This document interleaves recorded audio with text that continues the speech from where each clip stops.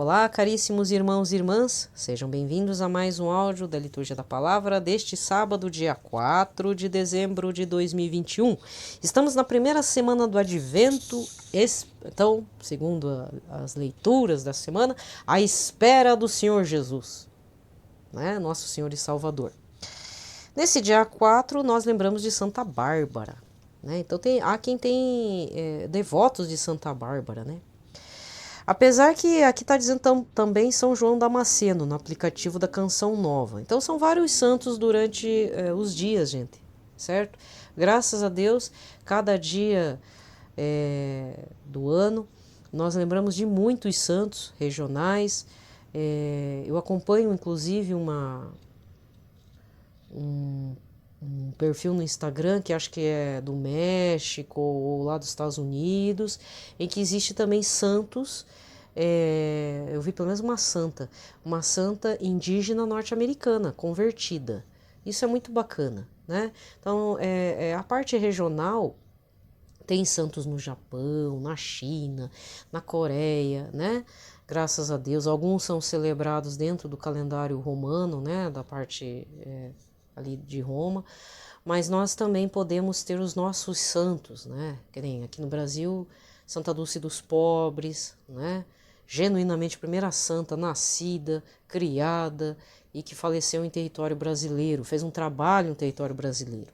Porque, por exemplo, Santa Paulina não dá para dizer que é brasileira, ela adotou o Brasil, né? Ela veio, se não me engano, da Itália e se fixou em terras brasileiras, né? Isso já é outro detalhe. Mas assim, santos brasileiros, homens, né? Tem José de São José, é difícil falar José de Anchieta como santo, né? Porque é um personagem histórico também, mas é São José Anchieta, Santo Antônio, o Frei Galvão, né? E vai sair mais ainda, com a graça do bom Deus, né? Tem vários agora, tá? Beatos, então, estamos aí. Deus nos ajude. Fora outros que acabaram se tornando santos, tem um material escrito, como o cardeal Newman, né? Um dia, quem sabe, será doutor da igreja. E por aí vamos. Por aí vamos. Bom, já estamos no dia 4 de dezembro, então nós vamos nos fixar os olhos. O que a igreja nos pede no mês de dezembro? Fixarmos os olhos no advento.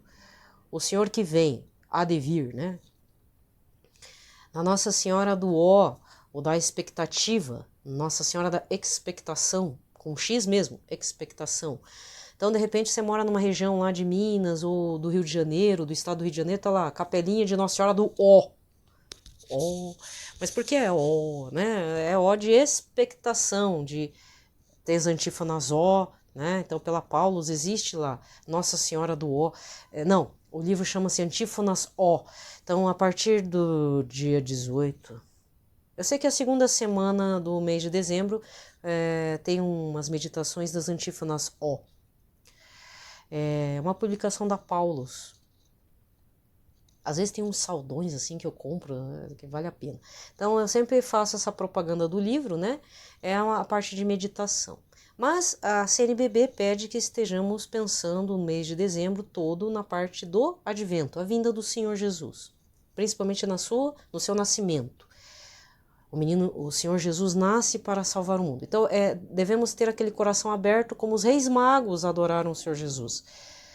Por oriental dar presente é algo assim para honrar a casa, honrar aquela família, honrar toda uma situação, a pessoa principalmente envolvida, né? Mas às vezes entregando o próprio coração também para Jesus tá bom, viu? Beleza? Então não vá confundir os presentes. Às vezes a gente quer presente para receber outro, né? Não é bem assim.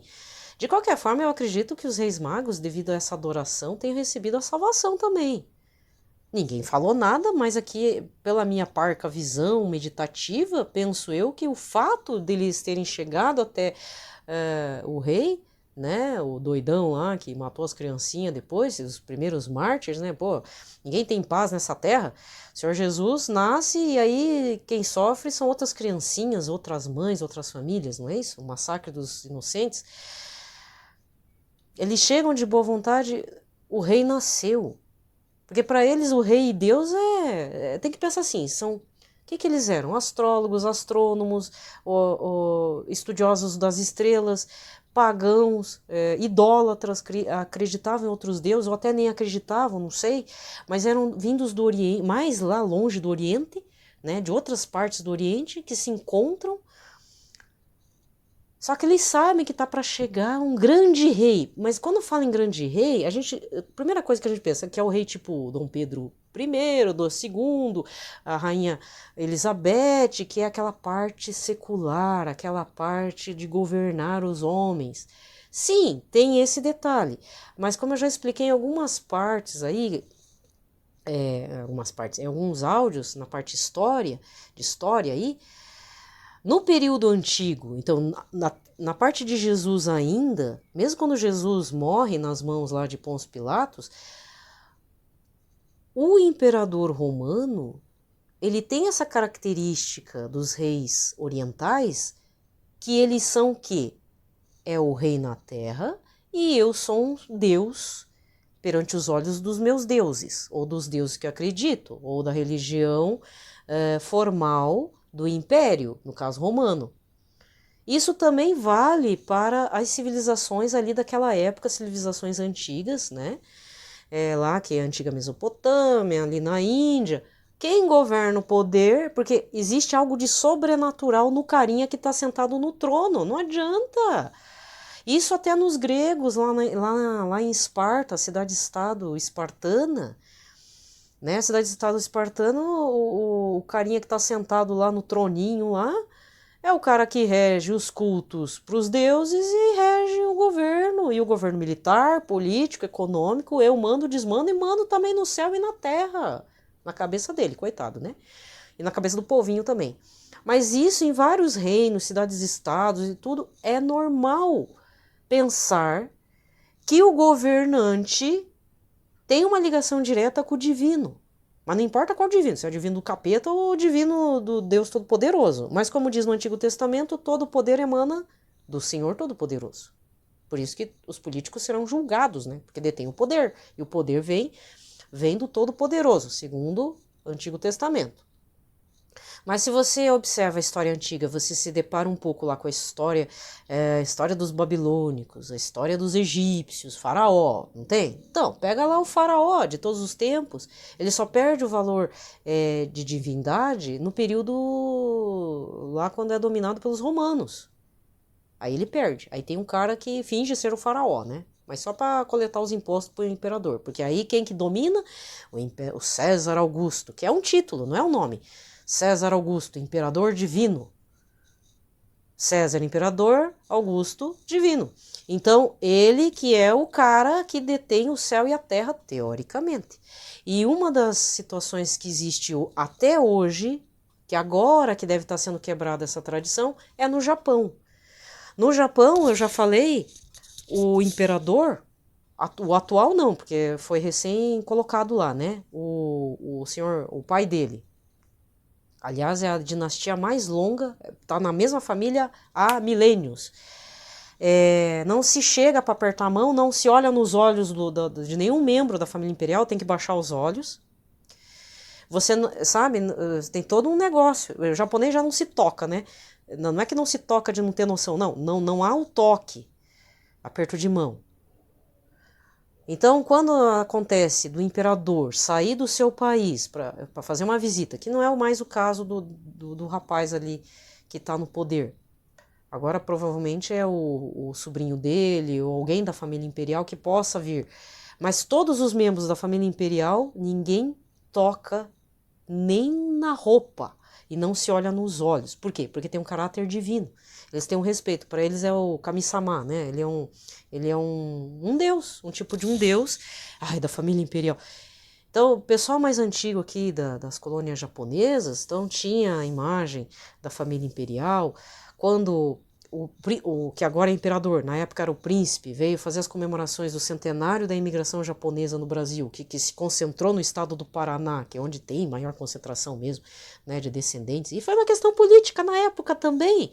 Ai, vai ser bom pro Paraná, né? Trouxeram o príncipe. Aí era outro avião de japonês atrás, atrás do imperador para fazer o quê? Apertar a mão e olhar no olhinho. Porque o imperador é educado, né? Ele não vai negar de se apertar a mão. Mas ele sabe que não é o certo, né?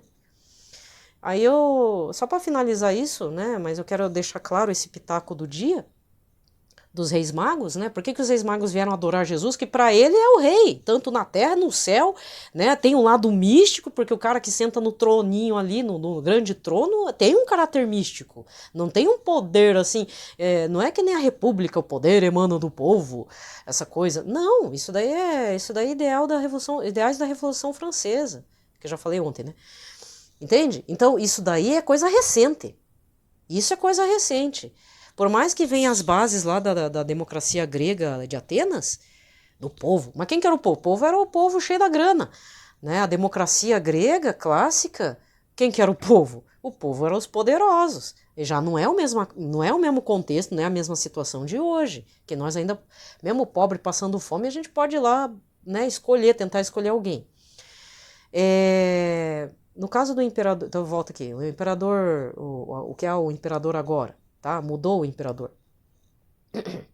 Quando o príncipe veio para cá, eu lembro que foi feita uma transmissão ao vivo, e aí teve um político, aí, um deputado federal, que tentou falar em japonês, falar em português, mas saiu um negócio que não deu nem para entender uma coisa nem outra, porque o sotacão não deixou, né?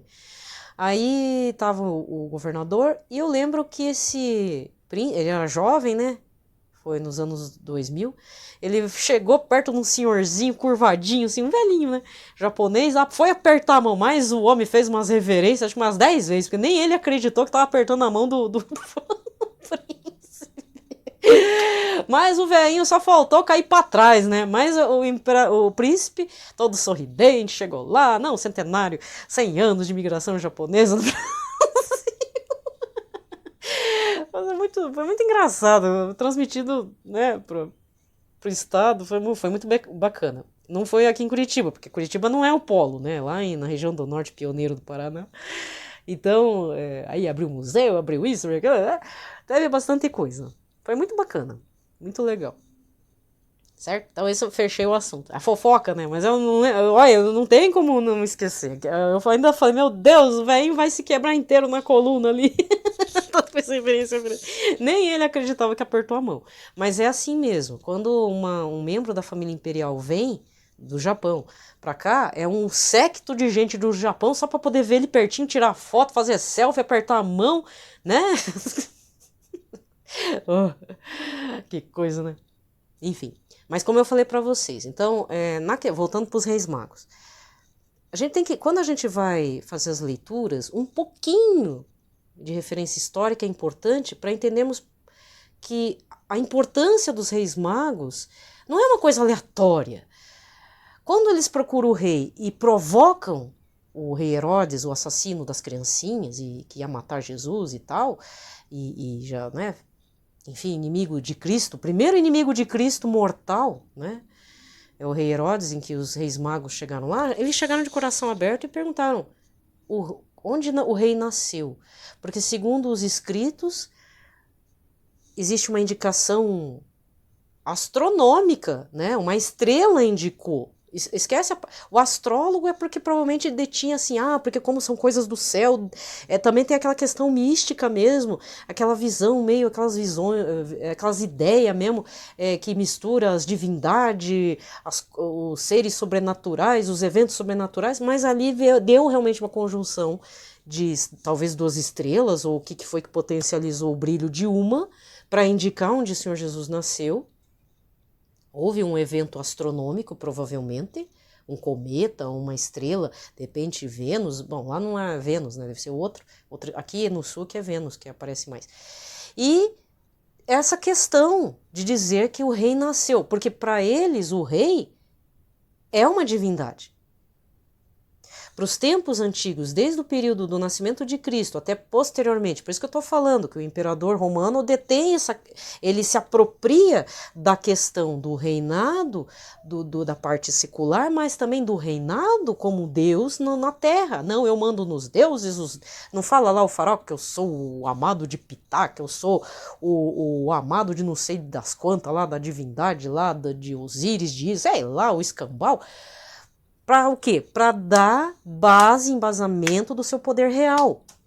Só que aí tem as guerras políticas, né? Tipo, porque o irmão matou o irmão do faraó matou, porque o faraó matou seu filho, o filho matou o rei. Ué, até rei Davi passou por isso, disputa de poder.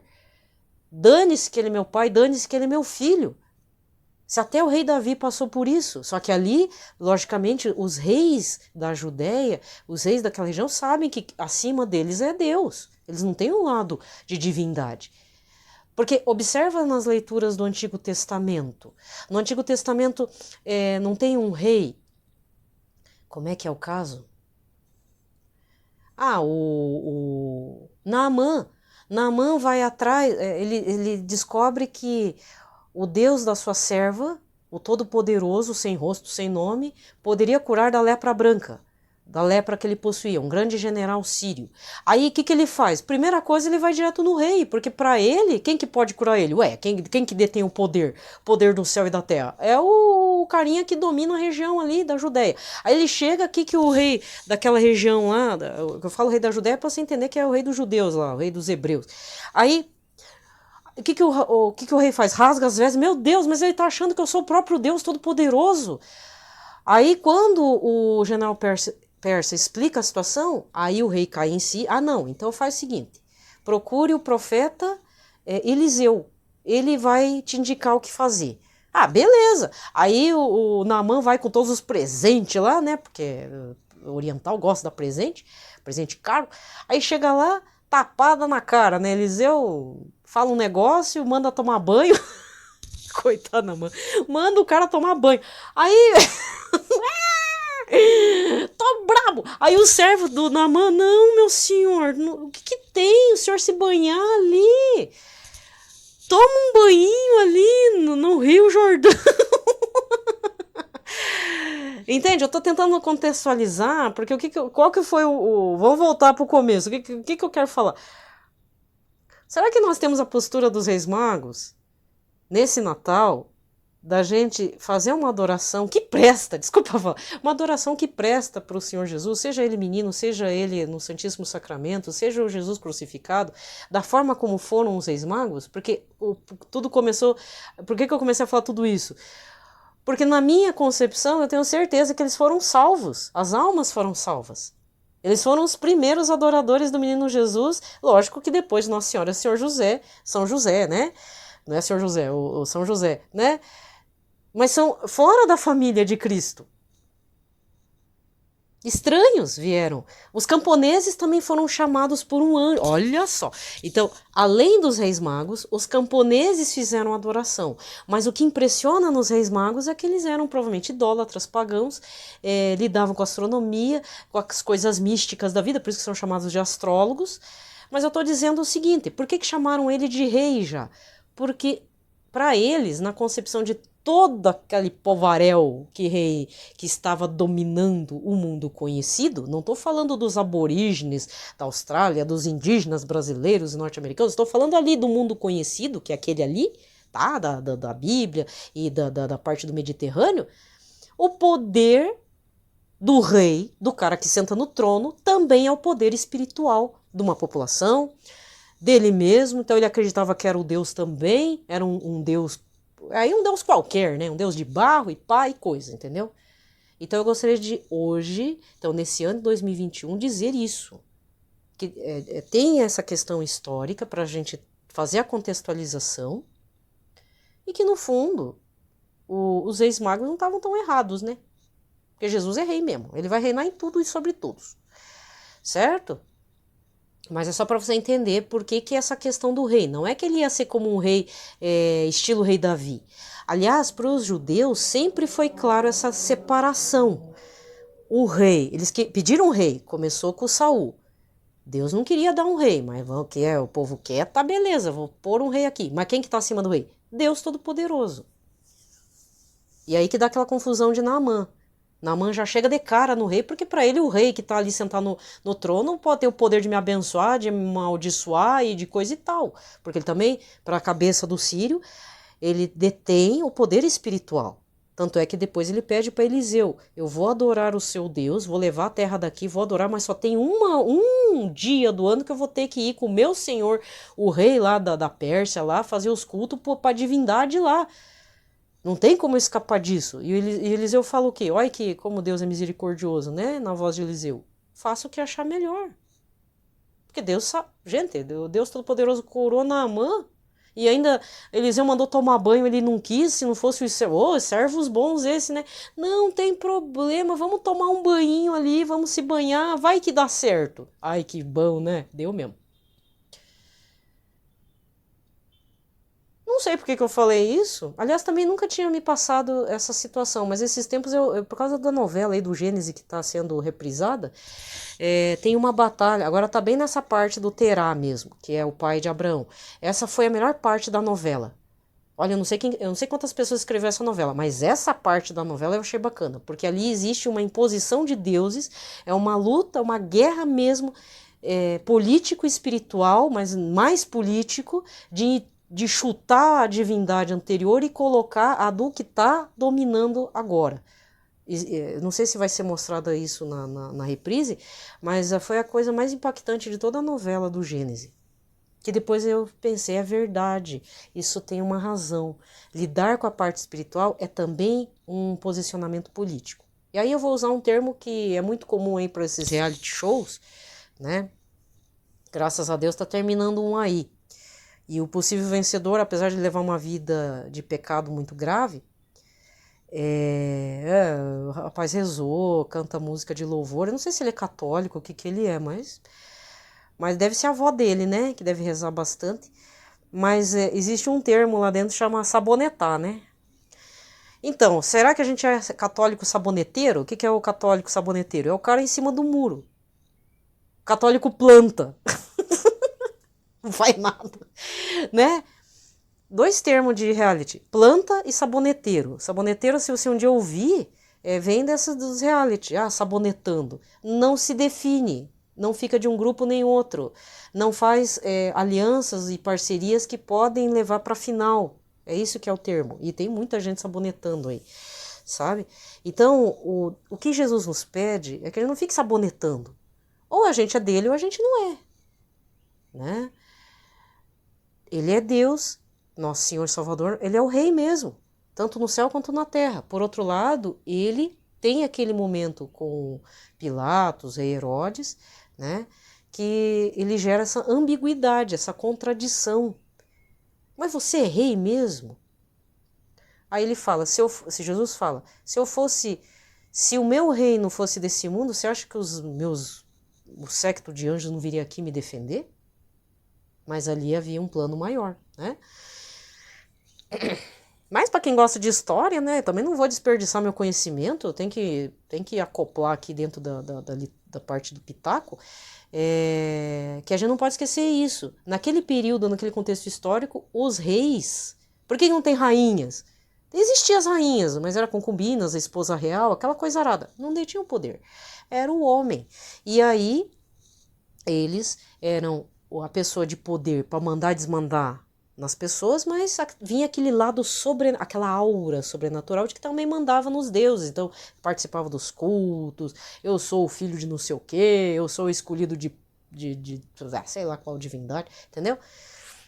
E aí eu tô explicando que em tempos de hoje, ainda existe uma aura que paira em cima da família imperial do Japão.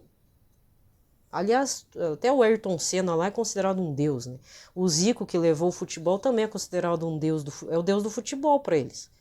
Deus com D minúsculo, tá? Lá lá é uma religião, como é que é? Shintoísta. Então, tem as bases do budismo, mas tem um lado animista.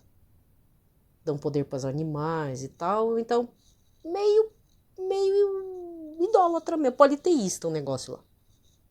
Certo? Não dá pra dizer que são... quando fala em Kami-sama, não dá pra falar que é um santo. Homens santos são os monges, digamos assim, promovem a paz e coisa e tal, né? Beleza?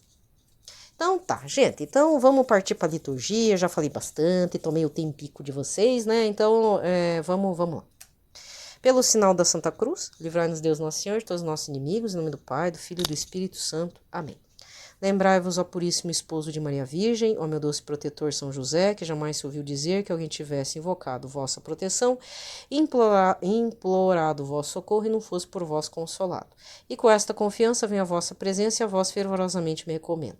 Não desprezeis a minha súplica, ó Pai adotivo do Redentor, mas dignai-vos acolhê-la piedosamente. Amém. São José, modelo e padroeiro dos devotos dos Sagrados Corações, Jesus de Maria, rogai por nós. Pai nosso que estais nos céus, santificado seja o vosso nome, venha a nós o vosso reino, seja feita a vossa vontade, assim na terra como no céu. O pão nosso de cada dia nos dai hoje, perdoai-nos as nossas ofensas, assim como nós perdoamos a quem nos tem ofendido. Não nos deixeis cair em tentação, mas livrai-nos de todo o mal. Amém.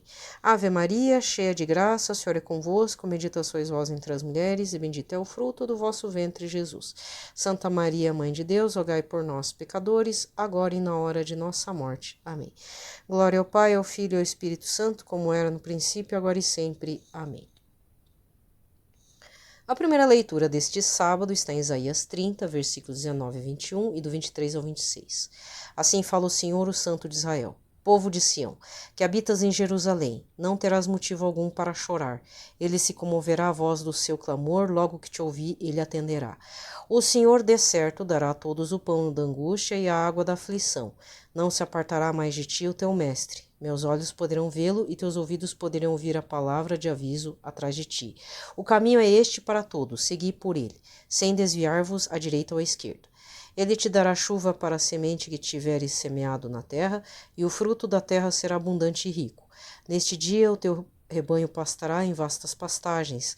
Teus bois e os animais que lavram a terra comerão forragem salgada, limpa, com pá e peneira. Haverá em toda montanha alta, em toda colina elevada, arroio de água corrente, num dia em que muitos serão mortos com o desabamento de seus torreões. A lua brilhará como a luz do sol, e o sol brilhará 7 vezes mais, como a luz de 7 dias, no dia em que o Senhor curar a ferida de teu povo e fizer sarar a lesão de sua chaga. Palavra do Senhor. Salmo de hoje é o 146, com o refrão: Felizes são aqueles que esperam no Senhor. Louvai ao Senhor Deus, porque Ele é bom, cantai ao nosso Deus, porque é suave. Ele é digno de louvor, Ele o merece. O Senhor reconstruiu Jerusalém e os dispersos de Israel juntou de novo. Felizes são aqueles que esperam no Senhor. Ele conforta os corações despedaçados, ele enfaixa suas feridas e as cura.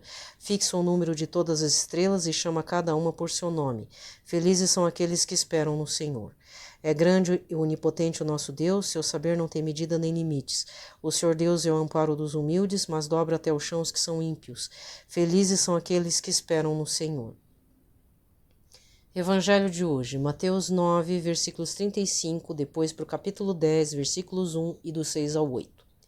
Naquele tempo, Jesus percorria todas as cidades e povoados, ensinando em suas sinagogas, pregando o evangelho do reino e curando todo tipo de doença e enfermidade. Vendo Jesus as multidões, compadeceu-se delas, porque estavam cansadas e abatidas, como ovelhas que não têm pastor. Então disse a seus discípulos: A messe é grande, mas os trabalhadores são poucos. Pedi, pois, ao dono da messe que envie trabalhadores para a sua colheita. E chamando os seus 12 discípulos, deu-lhes poder para expulsarem os espíritos maus e para curarem todo tipo de doença e enfermidade. E enviou-os com as seguintes recomendações: Ide antes as ovelhas perdidas da casa de Israel, e em vosso caminho anunciai: o reino dos céus está próximo. Curai os doentes, ressuscitai os mortos, purificai os leprosos, expulsai os demônios, de graça recebestes, de graça deveis dar. Palavra da salvação. Aqui termina a liturgia da palavra, nesse dia de Santa Bárbara e no dia de São Damasceno, né? Nós temos que lembrar do Evangelho do primeiro domingo do Advento, Lucas 21, versículos 25 a 28, de 34 a 36.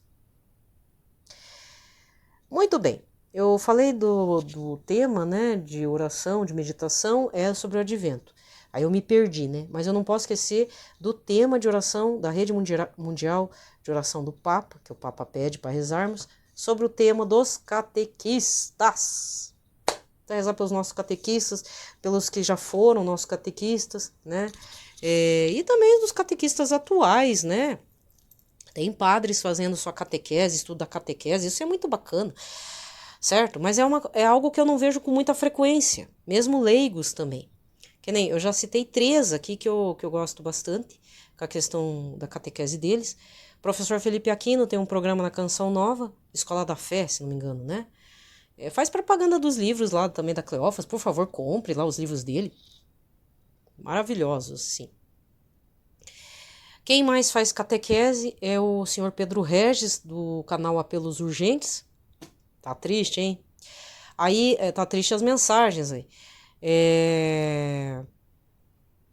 Eles têm um perfil no Instagram. Aí eu acabei descobrindo. Eu acho que eu já sabia, mas nunca fazia o seguimento. Agora eu tô seguindo. Apelos Urgentes Oficial. @Apelos Urgentes Oficial. É a parte oficial das mensagens Nossa Senhora de Anguera e catequese e tudo, tá? Então, se você prefere um Instagram, tem um Instagram. Mas eu peço, por favor, que acompanhe no YouTube também. E também no YouTube, as catequeses do padre Gabriel Vilaverde, tá? Que ele tá fazendo. Eu já ouvi um pouquinho lá, vi como é que é a dinâmica. Também achei bem interessante, tá? Então, nesses casos, vá com caderno e caneta, vai ouvindo. Beleza? Bem, gente, desejo a todos um ótimo sábado. Falei bastante, né? Fiquem em paz, na paz de Cristo, tá? Não é fácil. Eu mesmo desejo a paz de Cristo, mas eu estou numa falta de paciência medonha, né? Não vou mentir para vocês que eu já estou perdendo a paciência com pouca coisa. Aí, quando eu tô assim, eu preciso tomar decisões. Mesmo que seja errado, mas eu tenho que tomar. Então, enfim. Aí, né? Infelizmente, eu não gosto de pedir. Eu não sou que nem o Papa Francisco. Por favor, rezem por mim. Mas eu tô precisada, né? Desculpa aí. Se você pode rezar, eu agradeço. E também rezo por todos vocês que me acompanham, mesmo não estando inscritos aqui, né? Que o Todo-Poderoso, a Sagrada Família, a Santíssima Trindade, possa cuidar da proteção de vocês, das suas conversões, né? Da saúde. Eu não vou dizer prosperidade, gente, mas tendo o que comer, tendo uma casa, tendo água para beber e luz elétrica, um pouquinho de internet, tá bom. Eu mesmo preciso de internet para fazer umas bobeiras também, né? Porque às vezes a gente topa com umas coisas interessantes, né? As coisas interessantes eu falo aí para vocês. Como foi o caso de ontem, né? Só que ontem não foi na internet, foi na rede aberta, né? Que é muito difícil de encontrar documentário hoje em dia que não seja sensacionalista, porque tudo é sensacionalista. Até sobre meio ambiente torna-se até sensacionalista. Vira aquela coisa religiosa de vamos defender o planeta. Não, tem gente que é assim. É fanático e a religião do cara é proteger os bichos. Não tenho nada contra, gente. Eu acho que a gente tem que ter bom senso, mas cada coisa em seu devido lugar, né? Ativismos assim políticos, ativismos que chegam a ser até religiosos, a religião do air fryer, pior que existe.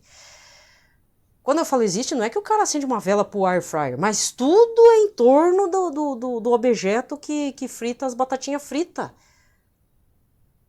Não é... É o culto do air fryer, ou o culto do ovo, né? Ai, coma ovo, coma 10 ovos, tem um lado fitness, essas bobeiras. Não é só cantor sertanejo, cantor do momento, gente do BBB, da Fazenda, não. Tem outras coisas envolvendo que às vezes a gente nem sabe que está se permitindo a idolatria. A gente tem que fazer, por isso que a análise da consciência, meu Deus, o que eu estou enfiando no meu pé, né? Eu tenho minhas fraquezas, né? Não tô passando pano também, tá errado. Tá bom? Beleza. Mas por enquanto eu tô bem. É que eu tive um dissabor na quarta-feira, mas não veio mais ao caso porque não adianta.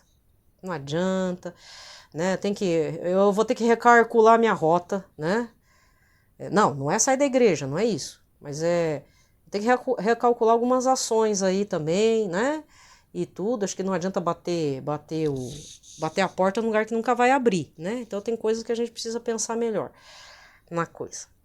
Se tá, sei lá, me causando algum transtorno, tá dando gatilho, eu tô tendo dissabores toda vez que eu vou resolver alguma coisa, então, temos que tomar umas decisões aí, né?